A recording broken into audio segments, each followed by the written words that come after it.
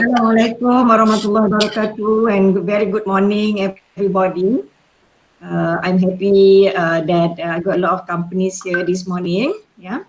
So basically, I think Dr. Noritawati in her promotion was asking, do you want to know what is solution-focused research? Yeah. So that was a good introduction. Yeah, so you are here. Basically, I think you don't need to really crack your head. There are a lot of problems around us, and I think everybody wants solution. And I think what is interesting about solution is actually we can get a lot of help. People will want to work with us. Yeah, so this is basically on one part. What I will do is just to share, one of my favorite research project that I have done that has taken me as a person globally, and of course my institute and UiTM. It is a very simple project that I want to share, and you can do the same. And in fact, today, like nowadays, in the past 2 weeks, we have underwent the MCO. We are stuck at home, and we see a lot of issues and problems people are facing. And if we keep on adding to that problem, I think we will not get anywhere. But we should focus on solution. So this is what. So the first part I will share my own research and my colleague research at ARI. And then secondly, we look at what we are in today. I think what we can do to do solution and do research on that. Believe me, because when we focus on solution, people are keen, people are interested to participate, people are keen to sponsor, people like to know, so that idea. So I will do my presentation now, and then I think later on I'll give you time for Q&A. Okay, Assalamualaikum warahmatullahi wabarakatuh. So this talk is titled Solution Focused Research. So you might be wondering, what is the solution focused research? Because I think normally when we do research, we always like to see the problem statement. I think our problem statement should not stop at problem. So we must from the very beginning think, how can we provide solution? Because if we are adding, because I think our former VC favorite word was, if you don't have solution, then you are the problem. So this talk is about that, finding that solution. So I will cover 4 topics. Number one, I like this because I just discovered about this thing, something what we call problem talk versus solution talk. And then number 2, like maybe what you want to know, what is solution focused research? And then number 3, I think the best explanation is by sharing. We at the Accounting Research Institute always focus on solution focused research. And what I'm sharing today is just one, my favorite research that we have done that has taken me as a person globally and has gained a lot of recognition for this. And then lesson learned, because this talk is not about me. After you look at what I'm sharing, you should be able to learn something from it, and then look at what we have today and how to convert adversity to opportunity for future research. So this is by Steve D. Shazer. So he said, problem talk creates problem, solution talk creates solution. He shares this slide, what problem talk is and what solution talk is. So I think if you look at the problem side, when we talk about problem, we talk about the problem itself, what is not going. Our internet is weak, shops are closed, weakness, I am a quantitative person, I'm not a qualitative person, I'm shy. What isn't wanted, I'm not sure whether people want it. what is wrong, maybe the government is wrong, the weather is wrong. We always find that. And we want to find what causes the problem. And when we ask people, are you interested to know causes of problem? Most likely people are not interested. What language are we using? Yes, I agree with you, but cannot, like problem, why, then you say, and then the attitude is very different, like blaming, is always someone else problem, someone else mistake, not me, prejudging, and being helpless. So if we have that kind of research, we want to find out what are the weaknesses. I know that sometimes we do research why people are not finishing their PhD. I think people, unless we find solution for that, I think people are not interested with that kind of research. But if we look at solution-focused research, the language is different. The language is different. The focus is solution, not the problem. I know your problem. I'm not denying your problem, but I want to provide solution for that. You just imagine you go like nowadays. You see your favorite store. During this MCO, your favorite like my favorite is Soto in section 8, for example. I can't find it available online. But maybe if I go to Soto, maybe I can help you help your store with your restaurant with some online booking. I think they will be interested. So you focus in solution talk on what is working and your strength. And your strength here meaning if you are in business, if you are in marketing, this is the thing that you want to highlight. If you are in IT, this is what you want to do. And then you want to show what is wanted. Surely, if you go to Soto restaurant, this is just an example. You go to Soto restaurant in section 8 and you say, this is what you're going to provide. I'm sure the owner will want. What is going well? Action towards preferred. The language is yes. Because I always have this attitude. Like sometimes whenever people want to give me something, I do not even know what the topic, what the material is, but I always say yes, and then we figure it out later on. I think one very good example was when we were accorded the high COE status. I wanted to focus our niche area to be in financial criminology. The Ministry of Higher Education wanted us to do Islamic finance. We are not in Islamic finance, but I say yes. So and then okay, sorry. So the ministry said, okay, now let's go for Islamic financial criminology. It will bring both Islamic finance and financial criminology. I didn't know what it was, but I say yes. We'll take the challenge and do. And Alhamdulillah, I think today we have a lot of progress in that. How about the attitude? We want to make a difference. So that is solution. So that is, I'm sure you know that already. Just that you do not call it a solution based. So this is an example. Normally, if we want to in solution focused research, we must know the problem, but we must not dwell on the problem. We must move to solution. So if you find the problem there, you must put a solution to that. Believe me, based on experience, because it is always every researcher's dream, like their research is being recognized. Your research output is going to provide solution, practice solution. Your research is going to help the society. Your research will get people to work with you. Your research is going to enable you to publish, to get a lot of PhD student. Maybe you can commercialize it. In social science, maybe we can provide training and get a lot of money. And at the end of it, we are happy.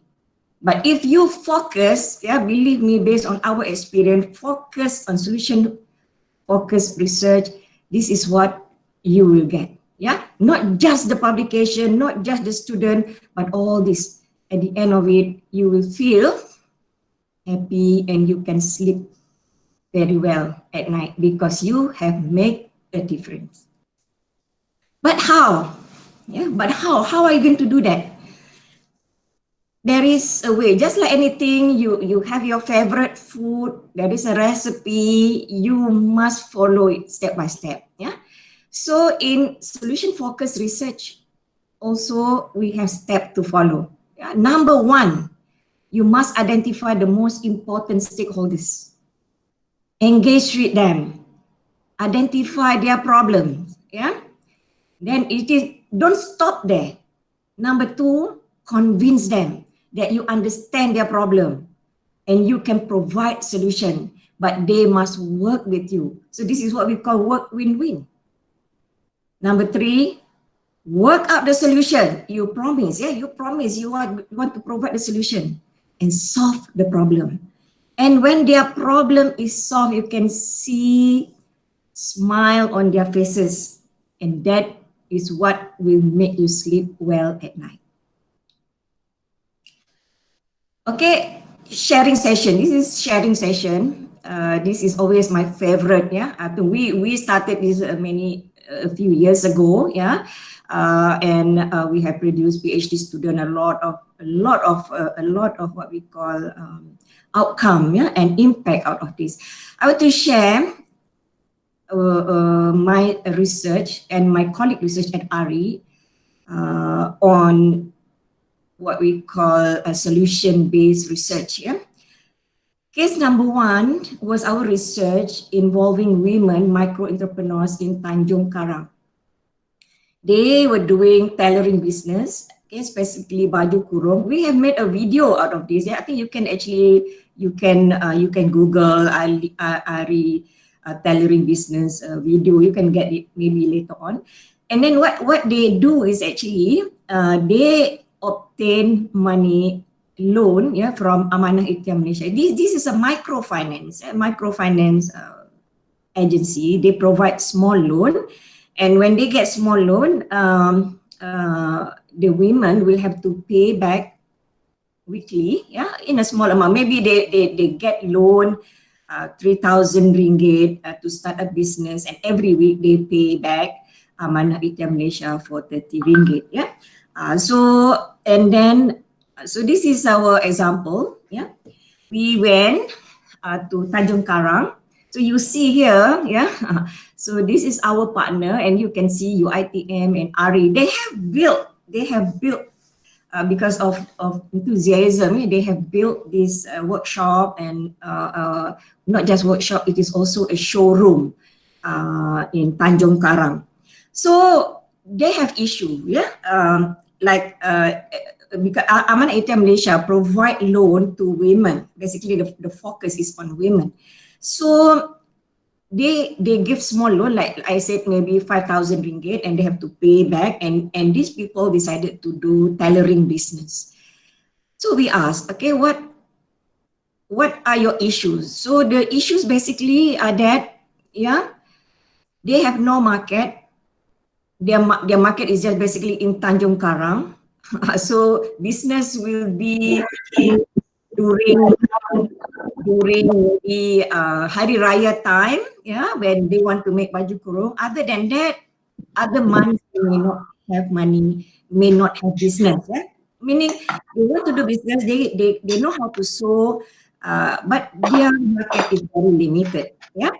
So we need to identify what is actually the problem. So we know now, yeah, though they have the aspiration to become business women, they have the money, but they do not have the method how to like us, yeah, like we.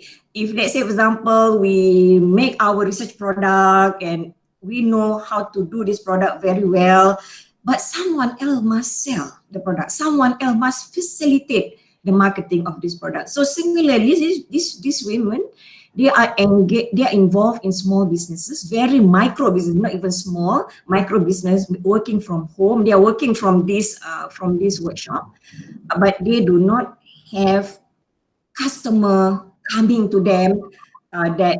So in the end, what they have faced was they can't even afford to pay the loan, the small loan from Amanah UiTM Malaysia of 30 ringgit or 50 ringgit a week, and they have to borrow money, they have to use their savings. So this is their issue. So our aim is to solve this issue.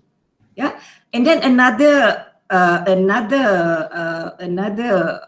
case, same thing. This is micro entrepreneur in Bakar, because after we were successful in Tanjung Karang, we were invited by Yayasan Diraja Sultan Mizan in Terengganu to do a project with them. Yeah, so here they do not get microfinancing from Amanah UiTM Malaysia. Instead, Yayasan Diraja Sultan Mizan was willing to give the material and build the workshop. Okay, they are also in the tailoring business, and these people are single mothers, yeah, B40, and they want to make a difference. So because of our success in Tanjung Karang, we were invited to do this in Terengganu. Yeah, so this is if you go to, just now I showed you a building with ARI and UiTM in Tanjung Karang. In Kuala Terengganu, there's also a building, Yayasan Diraja Sultan Mizan, which is converted into a workshop. Yeah, it's a bengkel jahitan berkelompok where you see this, even on the roadside, you have it there.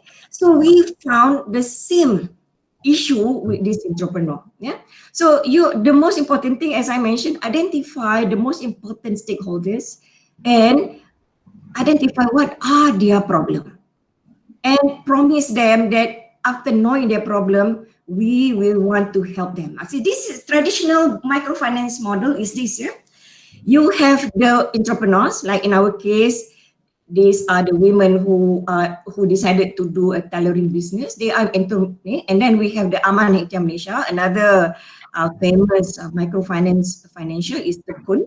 But now there are also other banks who are involved in providing microfinance. So basically, they want to do business. They ask for a loan, and this microfinancial credit, they provide a loan. Yeah, so normally it's a very small loan, and they pay weekly. Yeah. And the financial, in this case, Amanah UiTM Malaysia and Tekun National, they get their allocation from the government. Yeah, as funny as it may sound, the allocation from the government will depend on how well they manage the money, meaning how well, whether they are able to disburse. Yeah, number one, whether they are able to disburse the money. Number two, how well are they able to collect the loan? So Amanah UiTM Malaysia and Tekun National, I think they pride themselves by saying, oh, we get 98%, 99% collection, no issue with that. Well, on the other side, yeah, although the weekly payment is very small, they have difficulty in paying because they have no market readiness, yeah, for their issue. Yeah, so issue with traditional microfinancing model, as I mentioned earlier on, there is a goal incongruence between micro business entrepreneur and the financial. While the business entrepreneur wants to market their product, grow their business bigger, the financial is funding and want to make sure that they collect back every week. Yeah. Then funding by government to measure is very much determined by level of non-performing loan. So the more, if you are very efficient in collecting, then the government will give more next time. Yeah, and limited market for product would affect payment capability of the entrepreneur. Yeah, so less successful business in the end. Yeah, so very few that you will find that make into the newspaper or into the business magazine the most successful microfinance business women or businessmen. Yeah, so this is the issue. So in solution focused research, don't just stay there with the problem. We know this. The financial knows, the business entrepreneur knows. Yeah, but what are we going to do? Yeah, because we need to find solution. So we at ARI in our aspiration to find solution, look at the microfinance model currently being practiced, and modified it, transform it.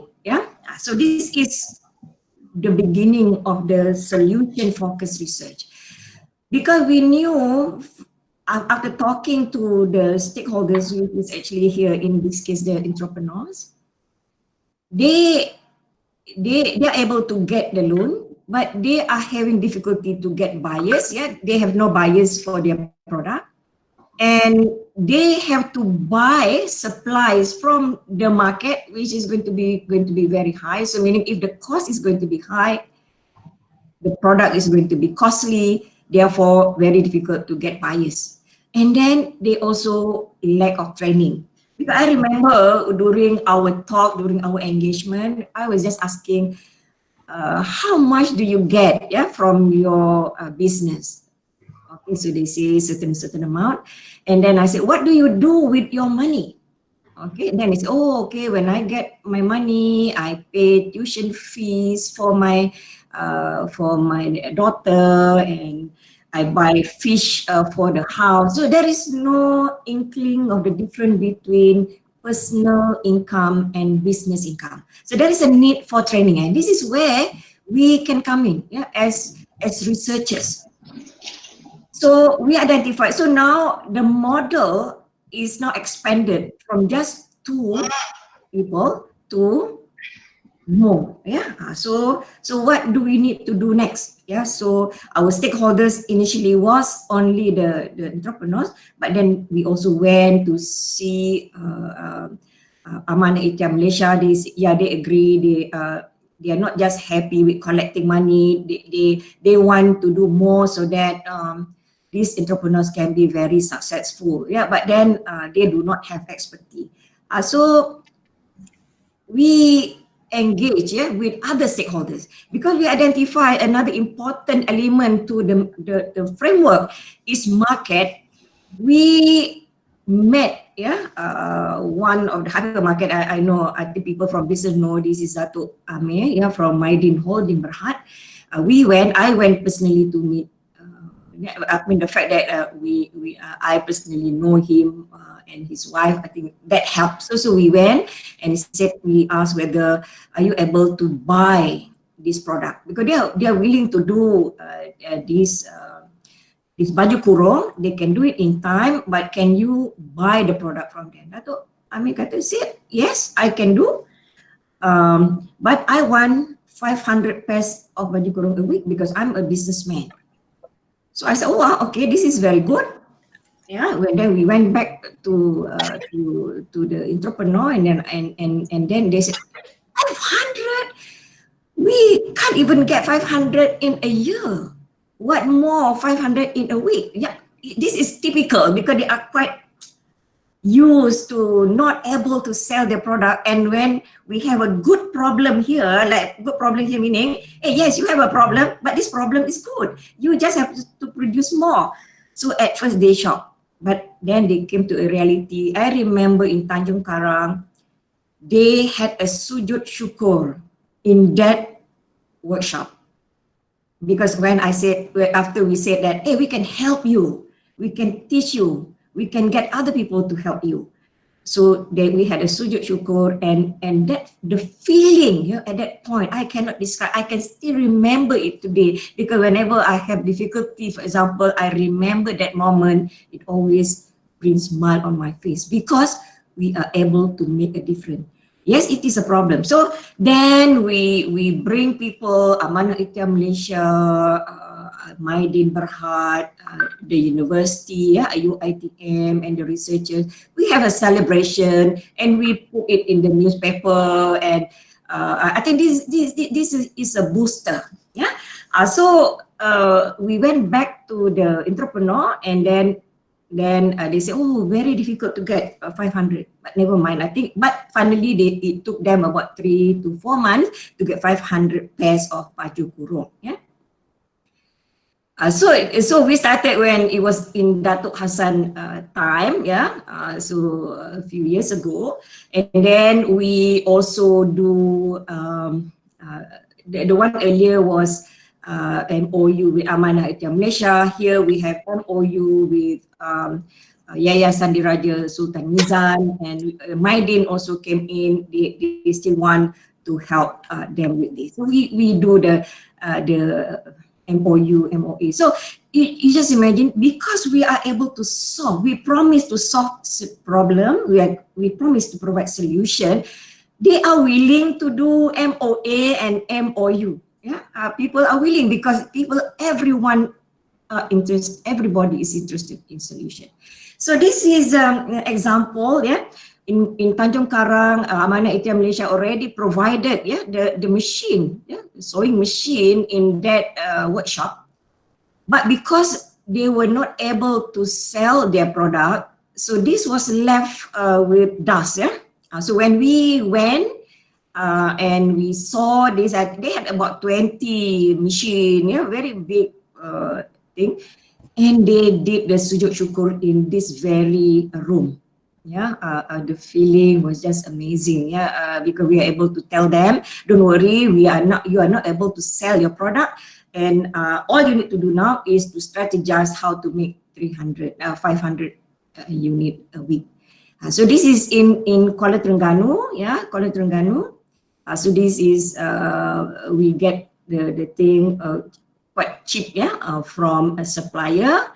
Because we bought in, they bought in here in Kuala Terengganu. This was financed by Yayasan Diraja. In here, the entrepreneur purchased this material using their loan.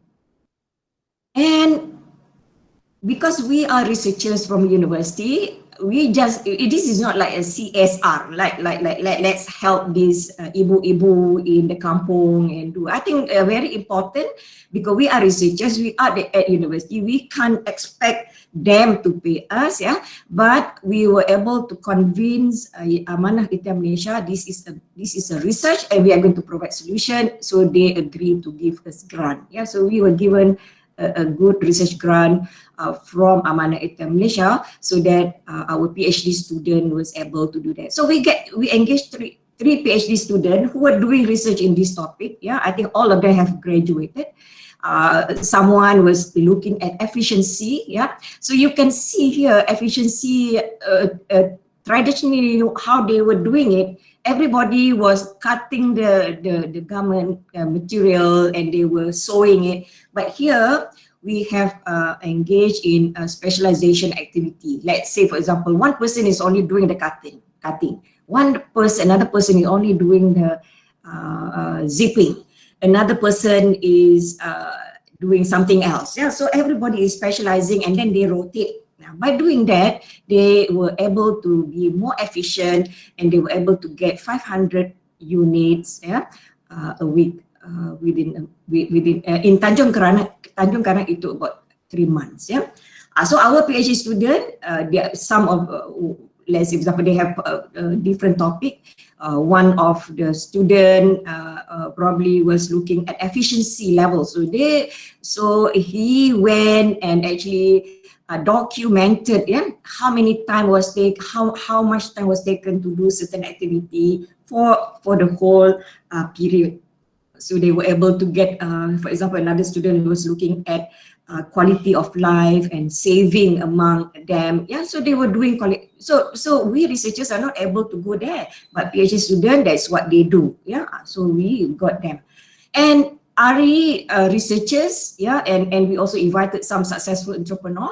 We do the training. So we are also a part of it. This is very important. We are not like just supervising them how to cut and all that. We are involved with them because I think it is very important, because people don't care how much you know until they know that you care. So we need to show care in this kind of research. So what kind of training we did? Financial management, yeah, instead of now they know the difference between business money and their own money, so that when they do business, they pay themselves, yeah. So whatever personal income, they can use it to buy fish for their household or to pay rent for their house. But if they want to buy material, it must be from business money. So and then business ethics, because they have to pay Amanah Ecotourism Malaysia every week. So they must have that.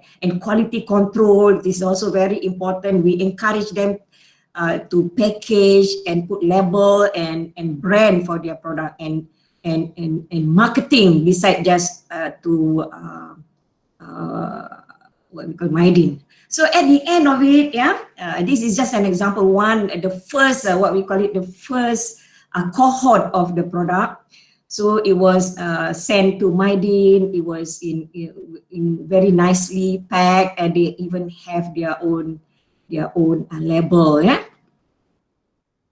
And look at their happy faces. So we had a launching, penyerahan baju kurung, and it was launched by Dan. During that time, he was the pengarah urusan Amanah Ecotourism Malaysia, Datuk Haja Zabida. So we did this celebration in Maidin, So we had a show and a pameran there, and the researchers are there, and you can see happy faces. At the end of it, it is yes very difficult, it is very hard, but it is worth it. This what make you sleep at night. So at the end, business registration, at the end of after 3 years, we saw some women register their business with SSM, some open up boutiques, they borrow money from the bank, and then they have better quality of life, they have improved savings. So all these are documented by our PhD student. And for me and Ari, this research has been recognized internationally, and we have received a lot of awards. In case you are wondering how come they got this award, so this is one of them. I'm so proud of this project, and Ari researchers, we are all very committed to doing something similar, and we have done a lot of other things. This is just one of them. Professor Dr. Jamalia has helped Malaysian Institute of Integrity to develop instrument how to measure integrity, and also help MACC to evaluate effectiveness of anti-corruption program. Professor Zuraida has gone to Bank Negara and banks and to help them look at anti-money laundering processes. So because we know, like for example, money laundering is not everybody business, not everybody know this, but because we have this knowledge, we have this strength, we go there and we offer our help. You just imagine Bank Negara accepted this. So because these are solution-based research.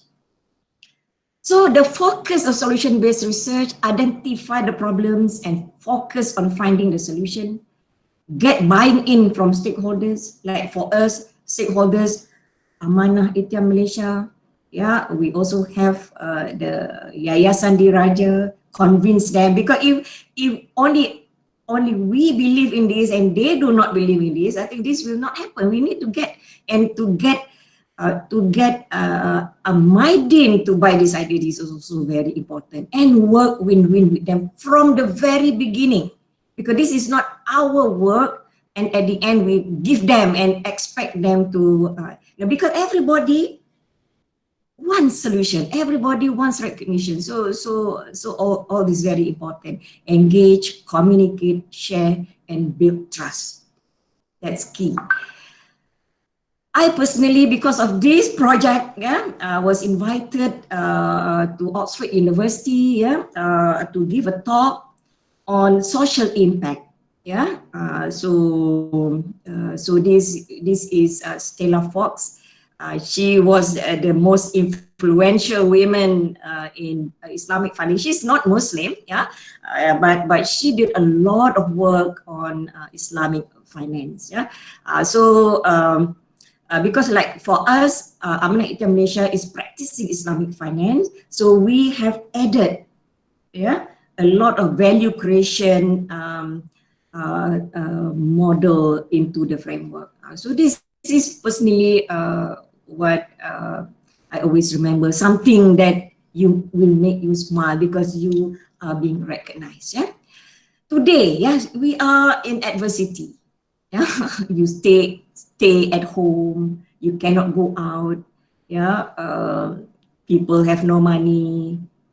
But if we just focus on this problem, we will be stressful. But how can we researchers look at it and try to think of opportunity? Yeah, there are a lot of opportunities. So if we can move problem talk to solution talk, yeah, instead of just focusing on that our business is going down, our classes are not there, the statistic of COVID-19 is going up, all the time. And I know, like last time INET and now yeah, ISEP, they have been promoting and e-learning, and look, and I for one was never interested in this because I thought the learning was very difficult. But then when we are forced, yeah, and then this week we have to have class and I have to deliver talk, and this is my first talk online. I have to learn. This is solution. But just imagine if people like me willing to do this, willing to learn this, and you teach other people who are just equally scared, you can get a lot of things. Yeah, web conferencing. Yeah, yesterday, this week alone, I am booked morning, afternoon. My grandson who is living with me, his name is Hadif, and I always told him, kesian Hadif. You know what he said? No, kesian Nana. He called me Nana, yeah, for whatever reason. So he knows, because I was stuck in my room and doing all this conferencing. And it is also the time now to look at financial technology. Yeah, to become what we call it cashless campus. Yeah, there are a lot of opportunity, solution focus now. Yeah, we can develop online app for SME. Inshallah, yeah, we can develop, because we are not doing business, but then we can help them because at the university, because 95% of our businesses are SME. We can do some post-pandemic recovery through this online thing, yeah.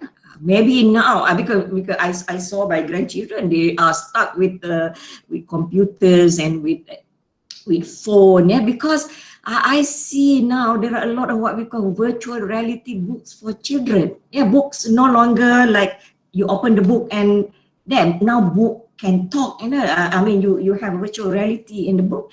I think maybe we can start people for education. We can start doing virtual reality about Hang Tuah and Kanchil.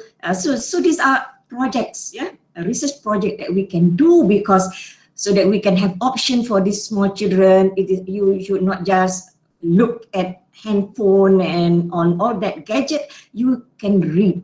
Because at the end of the day, when you are big, what you become is the book you read and the people you associate with. So if they do not read books, I think very difficult for us to make them leaders later on.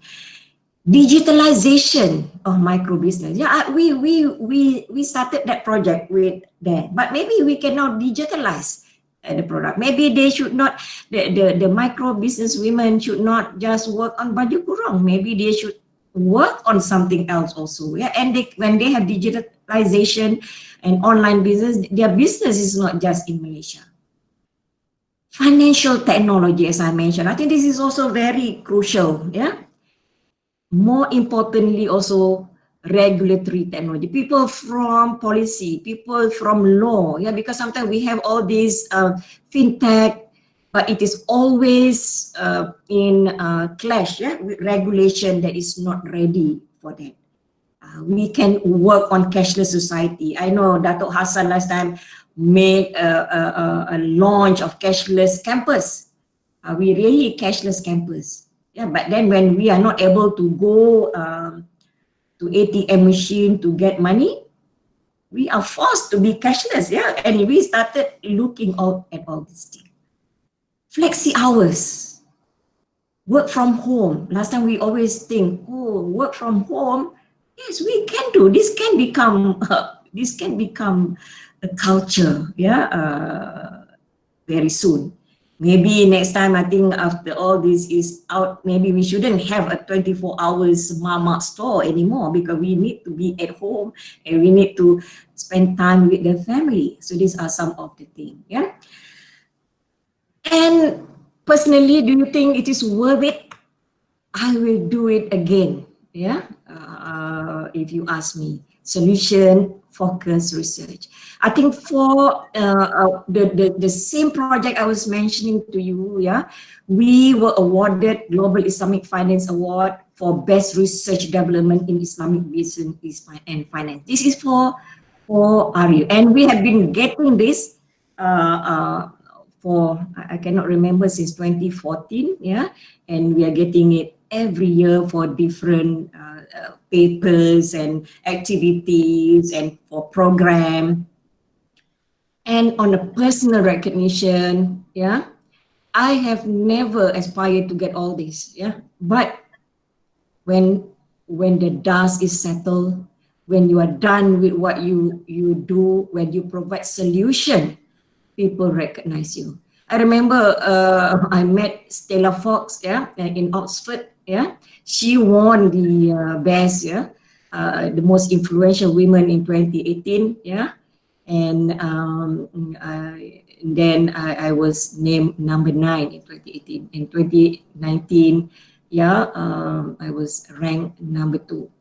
All this will come because we are not the one who give this. People recognize you. And last year, I was given Global Islamic Finance, one of the prestigious award, yeah, Lifetime Achievement Award 2019 for the project that I mentioned to you just now. Basically, thank you very much. I hope you enjoy it. So now, question and answer. Assalamualaikum. Salam. Normah, congratulations. Oh, from Nazib. Thank you. Yeah, it's very inspiring. Thank you so much for sharing these very successful stories from Ari. And I'm just curious. Now, the Tanjung Karang story is very, I think, very inspiring. So, what happened to the community there that you assist them in terms of whether they able to enhance the socioeconomics living and after the project? Yeah, we still visit them, yeah, once in a while, because I think quite a number. We made a video out of that actually, and many of them, as I mentioned to you, they have set up their own companies, yeah, no longer relying with Mydin, because the contract with Mydin was like 3 years, yeah. Because I think we do not want them to only sell to Mydin, yeah. But if, let's say, for example, they want to sell to Mydin, it is their own initiative. So some of them have set up boutiques, yeah.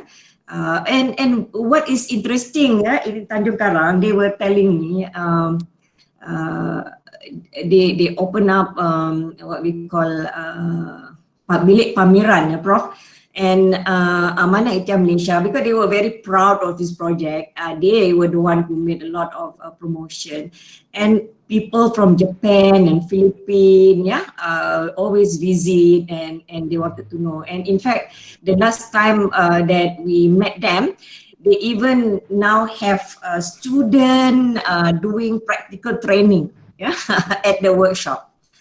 So because the concept of this Amanah UiTM Malaysia, they have to work in a group, yeah. So the group that we were doing, they were in a group of 20 people, and so they were able to get a student to work for them, yeah, for practical training from the college community.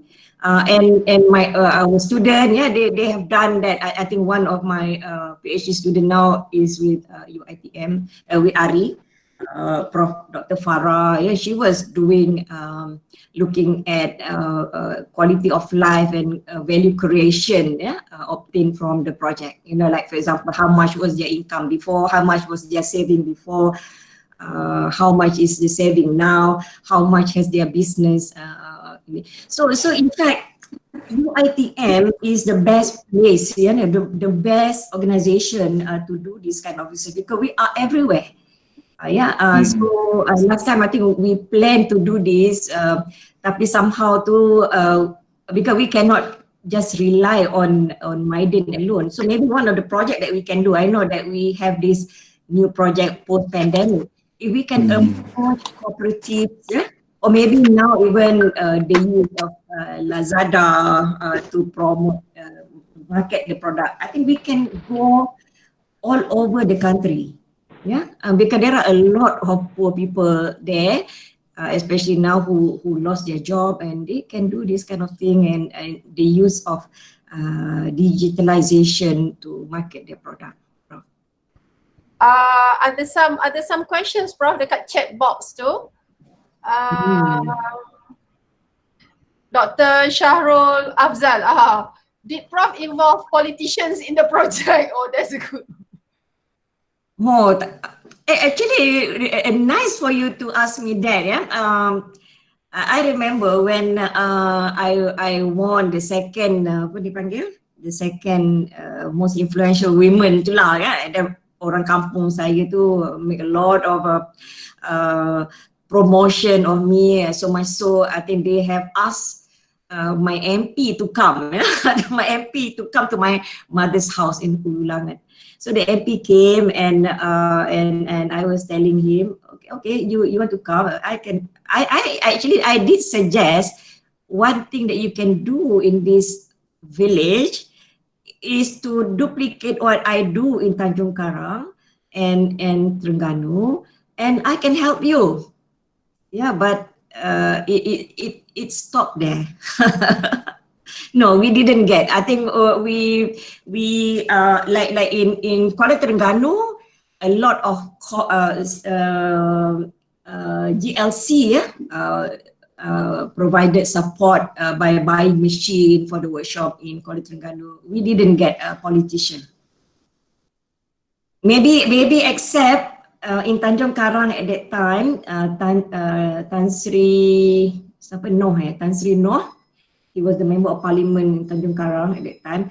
He officiated the workshop in Tanjung Karang, the bangunan, the transformasi. I think that was about it lah. But then for them to come and to help out financially, tak ada lah, because it was just us.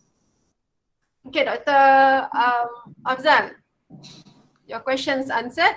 Ada satu from, I pula tukang baca, tak apalah. From Dr. Aida, Prof, how do you find the right community to work with, and how do you get the support to bind in?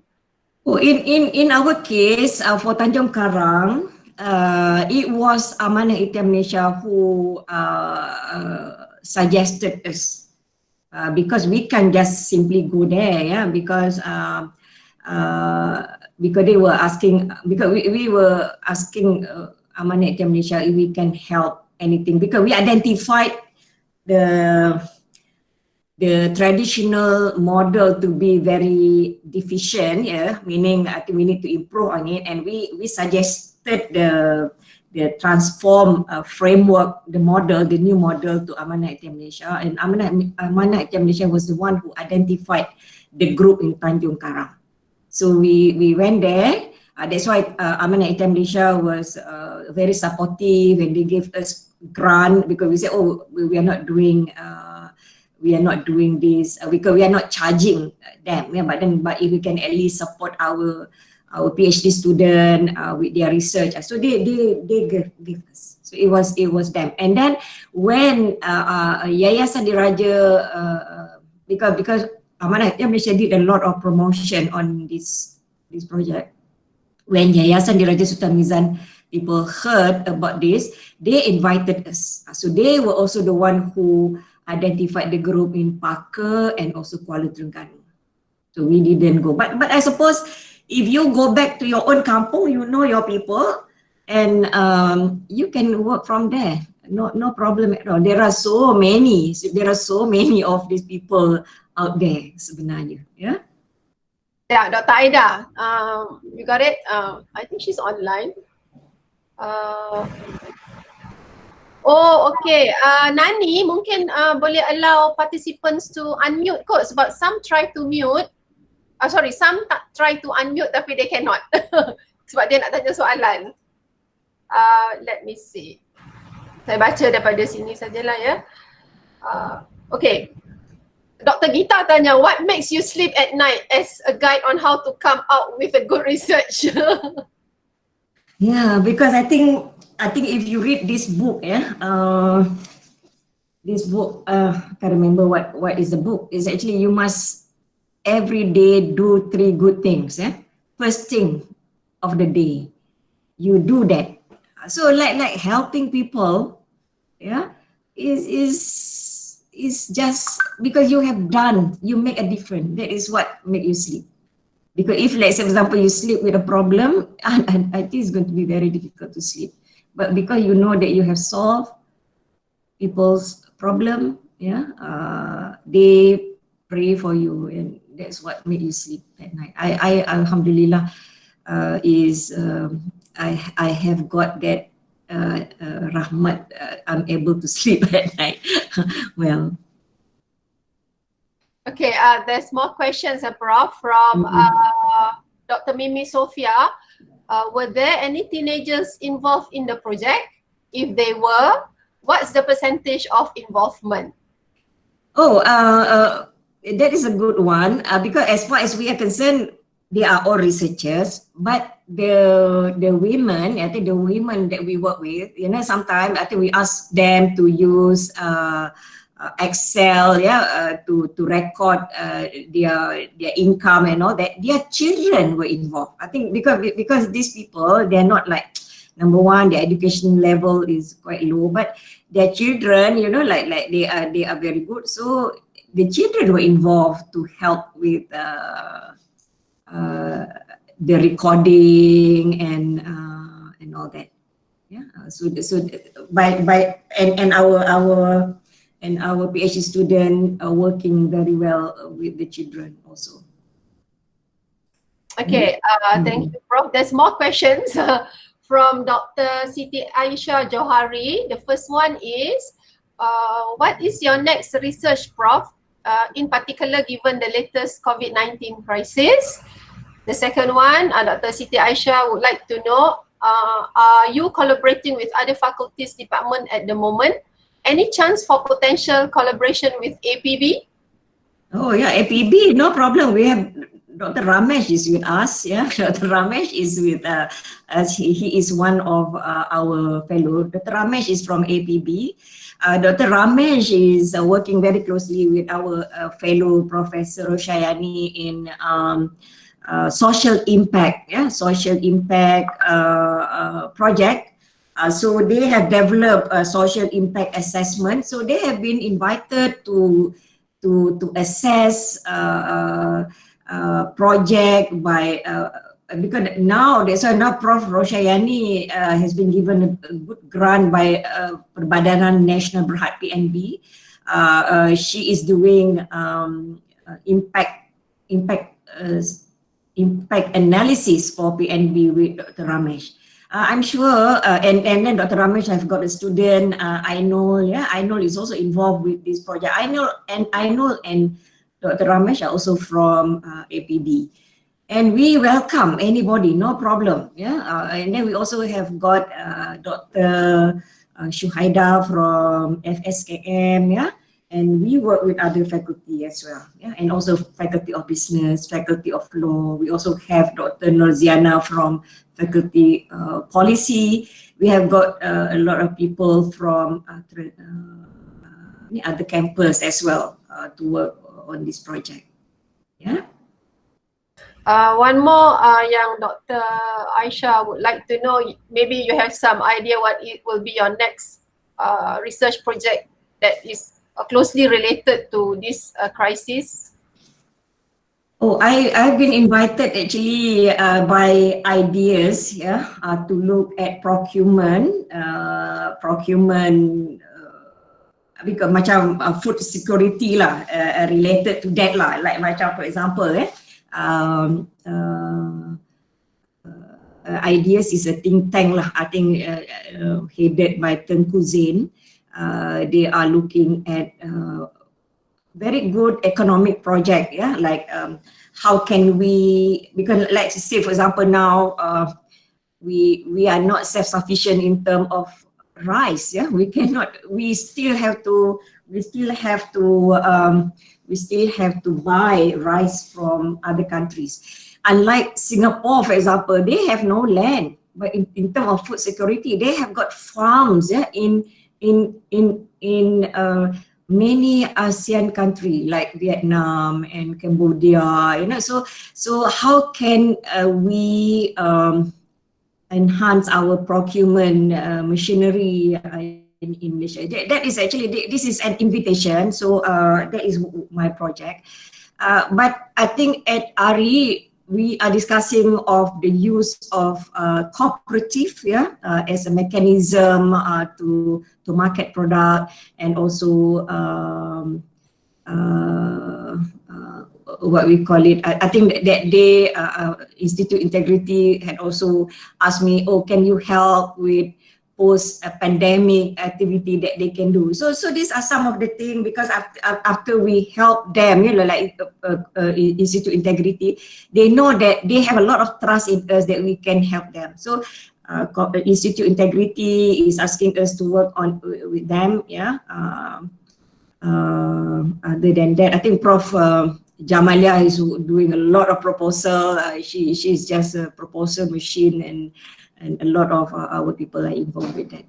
Yeah. So these are all solution focused research, meaning they have problem and we are working on providing solution. I have one more from, let me check, from Dr. Azlan Abdul Aziz. Prof, saya mempunyai teknik tanaman baru yang saya design untuk membantu golongan B40 dan asnaf. Soalannya, bagaimana untuk saya ketengahkan produk saya ini agar dapat membantu masyarakat pasca COVID-19? Maybe kita boleh, because we are talking about asnaf, the first thing is maybe berjumpa dengan pusat zakat lah, ataupun pusat zakat. Apa lagi satu yang kita panggil tu? Apa tu zakat? Wakaf kan? Wakaf, asnaf, yang distribution ni, zakat ni macam dia collect kan. I can recall the name. So I think it is very important lah to talk with that. I think now we have a minister of religion who is an ex-mufti. I think he is quite open also. Ideas ni, because sometimes I think people need to see. Yeah, itu dia punya keyword tu. People need to see how can this work for them. Yeah. So if let's say for example because normally when we want to do a buying in, biasanya first tu kita bagi je lah for free lah kita punya advisory services, and consultancy. If let's say for example you can maybe can start in your own kampung, so that maybe urban poor, where I'm not so sure how is your model, whether the people in flat can do this kind of farming. Yeah, you can start that with that. Okay. From banyak soalan ni, Prof. Dia orang tak tanya kenapa. Just type in the chat box, tak apa. From Dr. Azlan mentioned thank you for your answer just now. Okay. Dr. Hafizah Rosli, what is your opinion of creative industry by using this solution research approach? Yeah, I remember we brought this idea, because when I had this project, because our project is on tailoring. I went to Philippines. Philippines, they are more interested with craft, like seni lah, macam souvenirs thing. So they duplicated what we did in the Philippines, and they set up a halal corporation in Mindanao.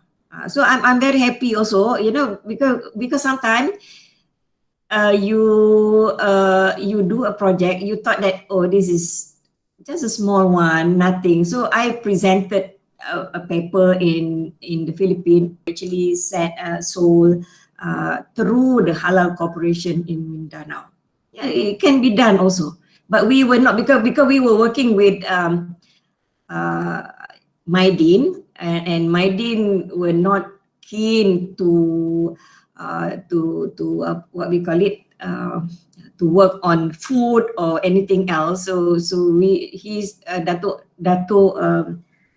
Amir at that time suggested the best would be garment. Yeah, so that's why we chose those people from Tanjung Karang who were doing tailoring business. Yeah, craft also possible. Yeah, this same idea we also brought to Tunisia. Yeah, so they were doing something else. Yeah, so not necessarily you can share the idea of baju kurung, but if they want to do keropok, or if they want to do souvenir, or if they want to do food, that is really up to them. Cuma in our case, we wanted to make sure we completed the loop, so that the market, when Maidin was ready to undertake, it is the product that they want, not the product that we want. Yeah, so that is very important. Dr. Marina, Dr. Marina ada tak nak tanya? Okay. Assalamualaikum, Prof. Ya, Waalaikumsalam. Sihat, Prof? Sihat. Okay. Ini pun ada banyak produk. Saya dah tulis dekat chat tu, tak apa. Okay, just want to know, how do you see research during and after pandemic COVID-19 ni?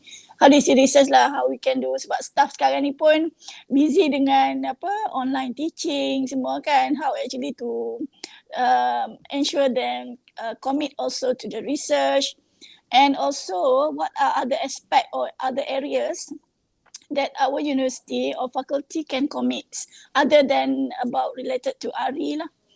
Okay, I if Prof ada idea lah, yang tadi Prof dah maklumkan, cuma kalau ada lagi lah apa-apa aspek, sebab sekarang ni kita dah dapat untuk permohonan grant ke KPT kan, grant pandemik tu. Mungkin idea boleh Prof boleh bagi sedikit cadangan untuk membantu penyelidik-penyelidik kita. Terima kasih, Prof. Yeah. I think orang-orang FSKM, people with IT macam you ni, no problem at all. I think now ni everything kena online based, because I think now you see kita nak beli barang pun suddenly we realise, oh dia ni tak ada delivery. Dia ada delivery but you need to call them up. Dia tak ada online. I think this online thing is the new normal that we just need to stress. But then a lot of people they are not sure how to do it. So this is how you can do. I think this SME needs a lot of help, because I think after 3 weeks not having business, this is going to be terrible for them. But how can we I saw in the news kan, macam ada orang ni jual telur, and then they decided to do delivery, and then they decided to do like Facebook order, and then they were able to get 5 times more a week than the normal time sebelum COVID. So sometimes you can do that also. So I think people from FSKM, you now should show your talent. Must like work, like for example, maybe work with people from law, because we have a lot of bitcoins, all this, bitcoin semua dia punya regulation dia tu tak ada lagi so much, so people are scared to do transactions in all this. So in the end tu kadang-kadang kita always kata, oh, dia akan terlibat dengan money laundering. When we do this cashless thing, people akan take advantage of you. Sebenarnya they are very safe, cuma the regulation is not in tandem with the technology. So if let's say for example you can work with people from law, people from policy, and then go and talk to all these people from the law council and all that, because sometimes people, very difficult for them to admit they do not know how to do. Just like me today, I don't even know how to start. Like I have to start from yesterday how to upload my but then tomorrow when I have my class, it will be so much easier. My student will think, I hope my student are not here. The student might think, wah, dah terror dah Prof. Normah. But actually, you learn and then you get to know. I'm sure. I think your faculty has the biggest advantage. I think you must make full use of that now. You can reach out to our community. The small apa ni, kalau you visit semua kedai-kedai dekat section 7, section 8, section 9, 10, 11, 12 sampai 27, 30 tu, you have a project. You just kata, oh, I daripada sini, I want to help. Do you want to be helped? Ada ke orang kata tak nak? Especially when their business is not moving, they are not able to do that. You can actually tengok business tu, you can email them now during COVID and see whether they are interested or not. You have this business. Yeah. Prof, if you can allow me, I would like to share related to the questions. Macam Prof tadi dah share about the providing solutions in your area. Yeah. In my area, for example, many know that we have research station di Taman Negara di Kuala Tahan, ya. Yeah. So di situ ada satu kampung dipanggil Kampung Gol, ya. Kampung Gol ni community dia agak marginalized di pedalaman, but they have the advantage of having a lot of resources. Contohnya mereka dia ada traditional music, dia ada kaedah untuk menganyam tikar, dia ada kaedah untuk memerah air tebu cara tradisional, ya. Jadi what we did, we have developed a project, we call it community based ecotourism, ya. Jadi we would like to help the community to highlight and promote their product, so that they will become an attraction to the tourists, because Taman Negara tu dia banyak tourists from Europe, from Western country, that they would like to enjoy the uniqueness of the Malay culture, as long as the biodiversity of forest. So apparently this it works similarly macam Prof. Normah punya project juga. So the researcher assist them to develop macam website, so that they can promote online dia punya attractiveness of the kampung tu.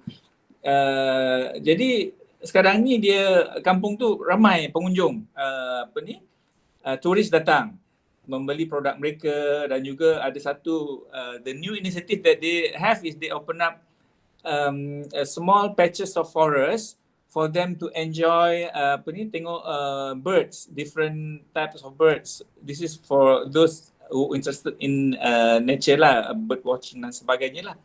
So I'm sure in other areas juga ada ruang macam yang Prof. Normah sebut tadi, yeah. But I think we have to identify and we have to analyze what is the challenge that they have, and then we discuss with them, propose how to provide with the solutions. Yeah. Ada lagi soalan? Dr. Aida, would you like to ask? I saw you typed something there. Dr. Maizatul, ada a few yang wish that they could collaborate with ARI on anything that they can contribute, Prof. Ada satu from engineering, electrical engineering, Dr. Maizatul. Any potential for collaboration? Wow, I like electrical engineering. The next project we want to do is financial technology. I think Dr. Sharifah Nozehan is in charge of this, at ARI. Please contact, I think I saw Dr. Nozehan is also in this group. Because kita nak buat pasal Bitcoin, sistem cashless. Macam imagine kalau we have all these business entrepreneur, they don't need to hold cash and they do a lot of transaction because sometimes their client will be from far, and how can we help? So I think financial technology is really, I think we want to go, that is the next level that ARI wants to work with. So please, siapa tadi, Dr. Aida Maizatul? Zulkifli from FKE. Nanti ada Dr. Nozehan, nanti please communicate dengan Dr. Nozehan. Ada Dr. Nozehan, I saw Dr. Nozehan in here. Dr. Nozehan, are you here? Dia tanya Dr. Azlan tadi tu, can your product be used for urban farming? So dia pun berminat tu. So Dr. Sharifah Nozehan is actually in charge of Prof. I'm here, Prof. So maybe you communicate dengan Dr. Zulkifli on Maizatul, Prof. Maizatul. Maizatul, Dr. Maizatul. Maizatul, Prof. Okay, Prof. What is your expertise in electrical engineering? Macam misal katakan kita buat, I know I went to the US many years ago tu, I jumpa satu tabung ni, bila I letak duit tu dia boleh kira terus. So I wanted to have that kind of thing for my microfinance bila kita mengajar financial training tu kan, macam dia masuk duit tu dia dah terus tahu, tak payahlah dia asyik buka tabung tu nak kira kan. I dulu talk with Prof Nasir. Prof Nasir was telling me, oh itu senang je boleh buat tu daripada FKE. So kalau you can help us with that would be cool lah. Assalamualaikum, Prof. Saya Maizatul. Okay, Maizatul. Okay, I was the one who asked you the question just now. So basically my background is on sensors. So, macam yang Prof cakap tadi tu, kita boleh apply sensors lah untuk kita kira tu kan. So I'm just wondering, there's one question, Prof. So when you talk about solution focus, does it mean that you already have a solution for the problem, ataupun kita cari problem dulu baru kita dapatkan solution? Ya, maknanya kita cari problem tu, tapi sebelum you pergi nak tanya orang tu, you dah ada idea how you can solve. So that macam saya kata, when I talk to my dean, I already know what will work. Dia akan tengok, oh betul juga ni, because they are people from industry kan. So dia kata, oh okay, this work. And then maknanya kita tak boleh lah nak pergi dekat Amanah UiTM Malaysia and say, oh I nak tahu apa masalah you that we can help. Macam dia pun not interested kan. So kalau kita kata, oh kita dah jumpa dengan orang-orang entrepreneurship, and one of the biggest is actually market, and we have talked dengan my dean is willing to help, how can we work with you? So by saying that kan, Amanah UiTM Malaysia would not say no, because they themselves know they cannot just based on collection, because if the entrepreneurs are not successful, they are not going to do that lah kan. So when we must know the problem, but we must also do some reading, how can we solve the problem, and then lepas tu kita pergi jumpa orang-orang with this potential solution. So dia lebih kalau tidak tu kita tanya, oh kenapa you tak lulus PhD? So dia pun cerita mak nenek dulu kan, but no solution. But then you actually went and talk to people who graduate on time, and what are their thing, and then when you go to PhD student, you pergilah dekat PhD student ni, okay, this is what the successful student have done, this is what they did, this is a framework, and then people will actually interested kan. Tapi kalau kita cerita pasal kenapa orang ni fail, and current student will not be keen. Itu contoh lah. Yes, we need to know the problem, but we must also work on how this problem could be possibly be solved, and then in finding the solution, this is where you can get buying in. buying in from stakeholder, and then you work with them lah. Dia tak boleh macam kita bagi je solution kita, ni framework you buat lah, dia takkan buatnya kan. So we have to work with them. Assalamualaikum bro. Ya, Waalaikumsalam. Line kadang-kadang tak okay, so prefer tulis je. It's very inspiring. Thank you for sharing your experience. Actually from food tech. So berminat jugalah dengan projek yang macam Prof buat ni, sebab every semester I will conduct like a wakaf ilmu program dengan community. Contoh dengan mahat dan sebagainya lah, orang asli dan sebagainya. So I always have a dream untuk jadikan dia macam income generation punya project lah. Tapi kadang-kadang susah nak bind in tu. Tu yang macam nak tanya Prof kan, mungkin saya punya networking tak berapa bagus lagi lah. Macam tak adalah connection dengan Maiden dan sebagainya, so that we have a ready buyer untuk this kind of thing. So nak tanya pendapat Prof juga lah, mungkin nanti later boleh collaborate bersama untuk food product lah, untuk community yang nak buat food product. Itu je lah. Itulah one of the thing tu saya rasa nampak macam koperasi lah, kalau kooperatif, and of course kooperatif pun tak boleh buat bisnes macam biasa lah, still need to do online kan. Bila baru-baru ni saya tengok dekat Lazada, ini of course Lazada is part of Alibaba, and Alibaba is in China, but I think one thing that we cannot dispute is diorang punya cloud cloud computing dia tu memang terror lah. Like macam baru-baru ni I just nak tengok, boleh tak beli kek Sarawak, kek lapis Sarawak, rupanya ada daripada Lazada tu, you know, like macam and katakan I wanted so now ni macam like in Lazada is really taking advantage of the online thing, especially now kan, so much so dia macam a lot of thing like macam you never thought of, ingatkan dulu benda-benda lain je kan, but people are going to them now. Tapi of course Lazada is just a platform, dia bukannya business kan. Of course business tu register dengan Lazada, but if we can have other options ada option yang macam kita buat untuk kita punya community dekat Shah Alam ni je lah kan, as I mentioned tadi tu dekat Marina kita just tengok orang-orang dekat Shah Alam ni aja, how can we ni, what product are you talking about, Aida, what product are you doing? Biasa yang saya buat tu mi lah, mi functional mi ayam, mi labu, mi beetroot, so warna-warni lah. More untuk community lah sebenarnya. Tapi macam saya ada startup lah, just started pun, tapi during this crisis ni duduk dan diam lah kat rumah. So, business kurang sikit lah. Hari tu macam saya rasa macam nak makan ikan patin tempoyak kan, lah cari. Lepas tu ada tempoyak temeluh ni, they were just promoting it through Facebook. Facebook dia tu macam live, and they even kata, if you want delivery, because they are not in Lazada or they are not in Foodpanda, and it was just Facebook. So Facebook tu dia siap bagi, if you are interested, these are our rider.